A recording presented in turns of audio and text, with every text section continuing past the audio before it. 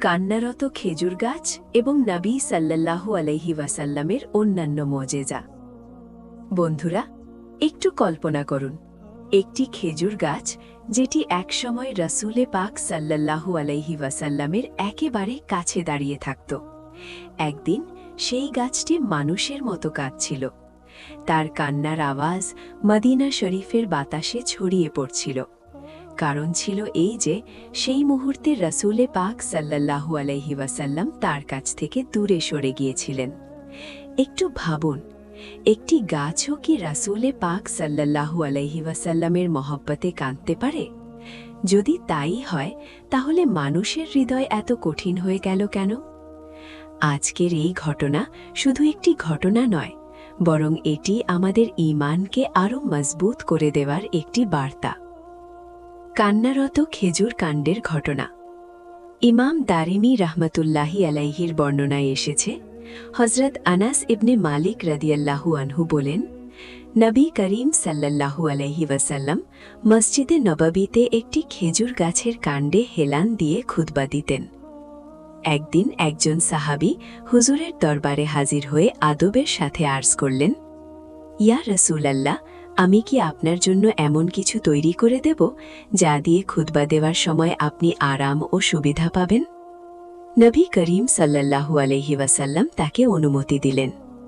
সেই সাহাবী 3 ধাপ বিশিষ্ট একটি মিম্বর তৈরি করে দিলেন। যখন নবী করিম সাল্লাল্লাহু আলাইহি ওয়াসাল্লাম প্রথমবার সেই মিম্বরে তাশরিফ নিলেন, তখন সেই খেজুর গাছের কাণ্ড, যেটিতে তিনি আগে হেলান দিয়ে খুতবা দিতেন, বিচ্ছেদের কষ্টে ব্যাকুল হয়ে উঠল এবং অঝরে কাঁদতে লাগল। তার বেদনা ভরা কান্নার শব্দ শুনে মসজিদে উপস্থিত সকল নামাজি হতবাক হয়ে গেলেন। নবী করিম সাল্লাল্লাহু আলাইহি ওয়াসাল্লাম যখন তাকে কাঁদতে দেখলেন, মিম্বার থেকে নিচে নেমে এলেন এবং সেই খেজুর কাণ্ডের কাছে গেলেন। তারপর রাসূলে পাক সাল্লাল্লাহু আলাইহি ওয়াসাল্লাম সেই গাছটিকে তার মুবারক বুকে জড়িয়ে ধরলেন। সেই মুহূর্তে খেজুর গাছটি একটি নিষ্পাপ শিশুর মতো জোরে জোরে কাঁদছিল। কিন্তু যেই নবী করিম সাল্লাল্লাহু আলাইহি ওয়াসাল্লাম তাকে বুকে জড়িয়ে ধরলেন, সাথে সাথে সে শান্ত হয়ে গেল এবং চুপ হয়ে গেল। এরপর নবী করিম সাল্লাল্লাহু আলাইহি ওয়াসাল্লাম ইরশাদ করলেন, সেই সত্তার কসম যিনি আমাকে সৃষ্টি করেছেন, আমি যদি এই গাছটিকে বুকে না জড়াতাম, তাহলে এটি কিয়ামত পর্যন্ত এভাবেই কাঁদতে থাকত। সুবহানাল্লাহ।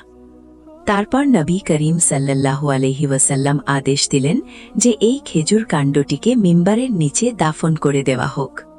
রাসূলে পাক সাল্লাল্লাহু আলাইহি ওয়াসাল্লামের এই নির্দেশ অনুযায়ী গাছটিকে মিম্বারের নিচে আদবের সাথে দাফন করা হল।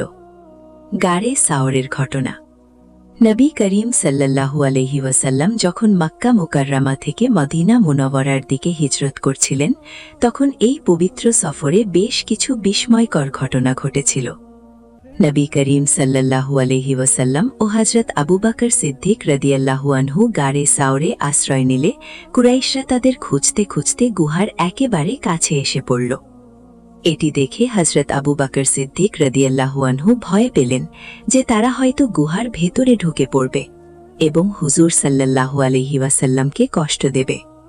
তিনি আদবের সাথে তার এই আশঙ্কার কথা নবী করিম সাল্লাল্লাহু আলাইহি ওয়াসাল্লামের সামনে ব্যক্ত করলেন।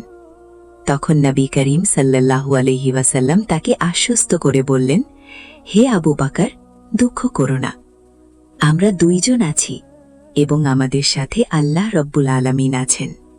এরপর আল্লাহ তাআলার হুকুমে গুহার মুখে একটি মাকড়সা জাল বুনে দিল এবং বুনো পাখিরা সেখানে বাসা বেঁধে ডিম পেড়ে দিল।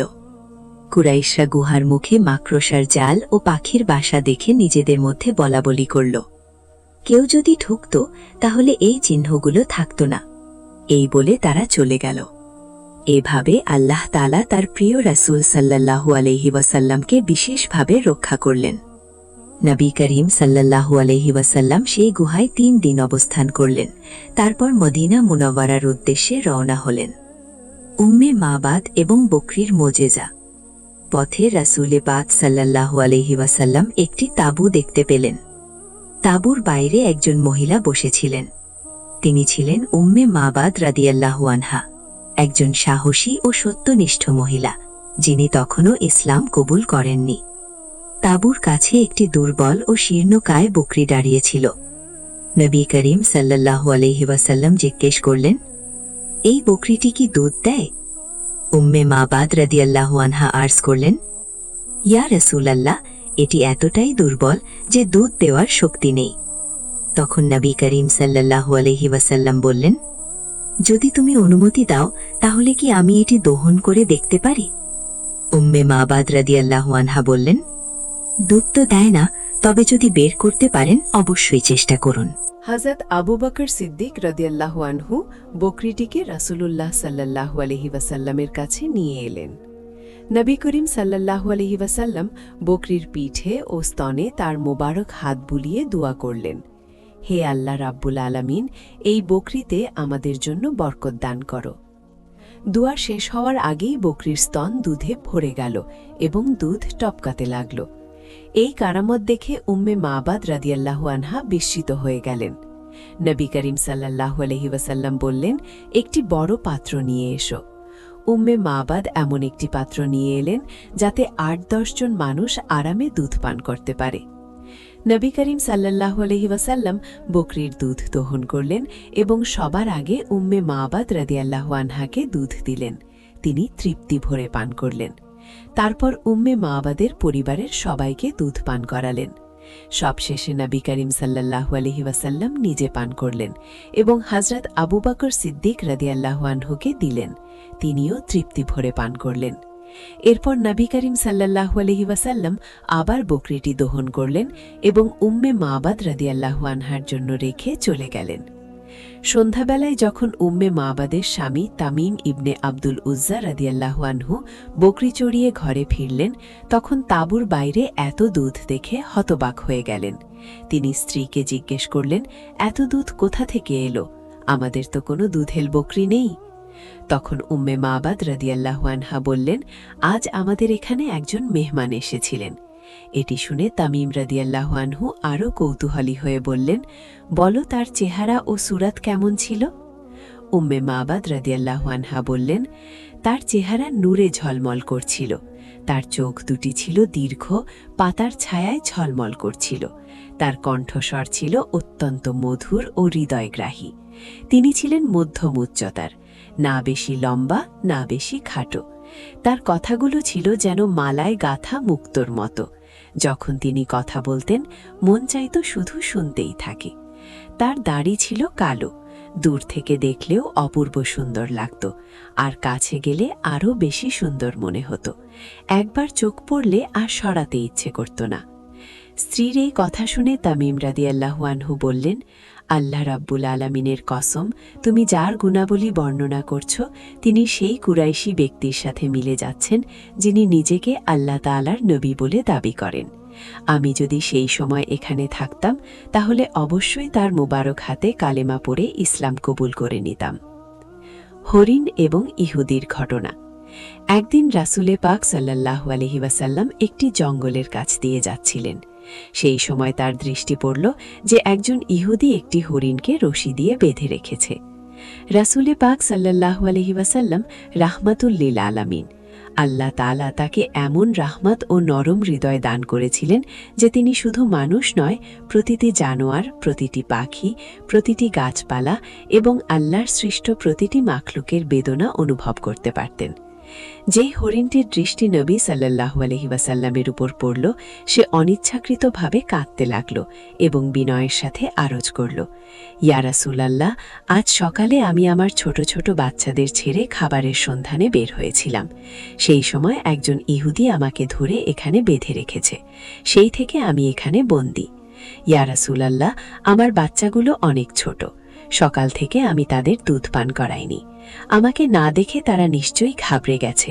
দুধ না পেয়ে তারা ক্ষুধার্ত ও কষ্টে আছে। ইয়া রাসূলাল্লাহ, আমি আপনার কাছে মিনতি করছি, আমার উপর রহম করুন এবং আমাকে মুক্তি দিন, যাতে আমি আমার বাচ্চাদের কাছে যেতে পারি এবং তাদের দুধ পান করাতে পারি। হরিণের বেদনা ভরা আবেদন শুনে রাসূলে পাক সাল্লাল্লাহু আলাইহি ওয়াসাল্লামের মোবারক চোখ থেকে অশ্রু গড়িয়ে পড়ল। রহমত ভরা হৃদয় নিয়ে তিনি সেই ইহুদির দিকে তাকালেন এবং বললেন, হে ইহুদি, তুমি এই নিরীহ হরিণটিকে কেন বেঁধে রেখেছ? ইহুদি বলল, আমি এটির শিকার করেছি। জঙ্গলের জানোয়ার শিকার করা বৈধ। নবী করিম সাল্লাল্লাহু আলাইহি ওয়াসাল্লাম বললেন, তুমি কি দেখছো না যে এটি একটি মা, তার স্তন দুধে পরিপূর্ণ। সে তার বাচ্চাদের দুধ পান করাতে না পারায় অত্যন্ত ব্যাকুল। তাকে ছেড়ে দাও, যাতে সে তার বাচ্চাদের কাছে যেতে পারে। ইহুদি অস্বীকার করে বলল যে সে অনেক কষ্টে তাকে ধরেছে এবং ছাড়বে না। তখন নবী করিম সাল্লাল্লাহু আলাইহি ওয়াসাল্লাম নরমভাবে বললেন, শুধু একবারের জন্য এই হরিণটিকে তার বাচ্চাদের কাছে যেতে দাও। সে তাদের দুধ পান করিয়ে তোমার কাছে ফিরে আসবে। ইহুদি বিদ্রূপের সাথে বলল, বাঁধা জানোয়ার কি কখনো ফিরে আসে? এর কোনো নজির আছে? যদি ছেড়ে দিই, সে কখনো ফিরবে না।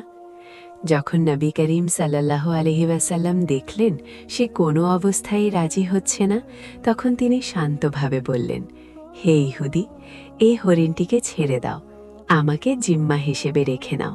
যদি হরিণটি ফিরে না আসে, তাহলে তুমি আমাকে সারা জীবনের জন্য কারাবন্দী করে রাখতে পারো। ইহুদি কিছুক্ষণ ভেবে রাজি হল, এই শর্তে যে হরিণ না ফিরলে নবী সাল্লাল্লাহু চিরকাল তার বন্দী থাকবেন। নবী করিম সাল্লাল্লাহু আলাইহি ওয়াসাল্লাম কোনো দ্বিধা ছাড়াই এই শর্ত মেনে নিলেন। হরিণ মুক্ত হল এবং নবী সাল্লাল্লাহুকে রশি দিয়ে বাঁধা হল। হরিণ দ্রুত জঙ্গলের দিকে ছুটে গেল। ইহুদি মনে মনে হাসল, ভাবল সে আর কখনো ফিরবে না এবং নবী সাল্লাল্লাহু চিরকাল তার কাছে বন্দী থাকবেন। হরিণের ফিরে আসা।